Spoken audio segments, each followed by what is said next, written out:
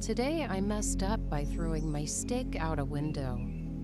Last night, my wife's boss from her brand new job invited us over for dinner.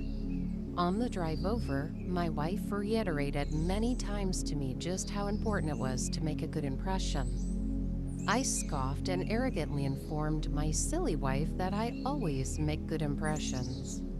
My wife's boss is a single lady in her 50s, so it was just the three of us. We chit-chatted over drinks and salads and seemed to be really hitting it off. She laughed at my well-timed, perfectly appropriate jokes, and my wife seemed pleased. Soon, she brought out the main course, a nice big juicy steak for each of us. As I began to cut into my steak, I was discouraged to discover how undercooked it was.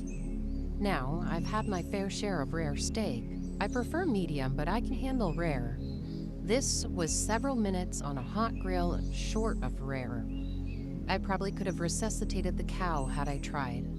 Instead, I sat there fidgeting with my knife and fork, worrying about how I was going to get away with not eating this steak.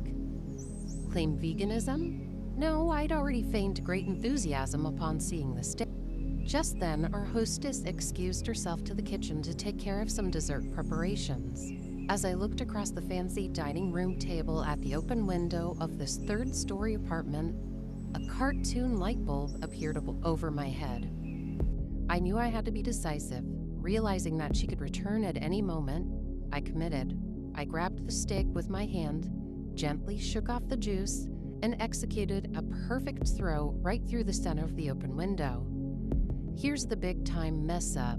The window wasn't open. It was the cleanest frickin' window you've ever seen in your life.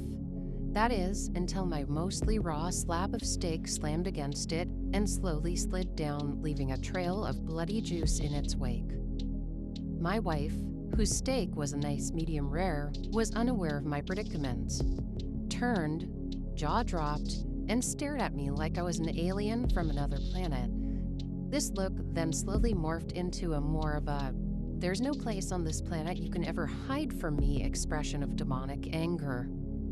My wife's boss heard a thud of the steak on the window, impact, and came quickly.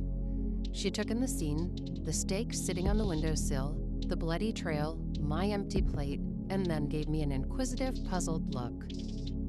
I didn't know what to say. It felt like a minute of silence, but it was probably 3 or 4 seconds. Finally, the best I could manage was, I am so sorry. I'm such a klutz. I don't know. I was cutting it and it slipped. Just ask my wife. I really am a klutz, right, honey? No help coming from that direction.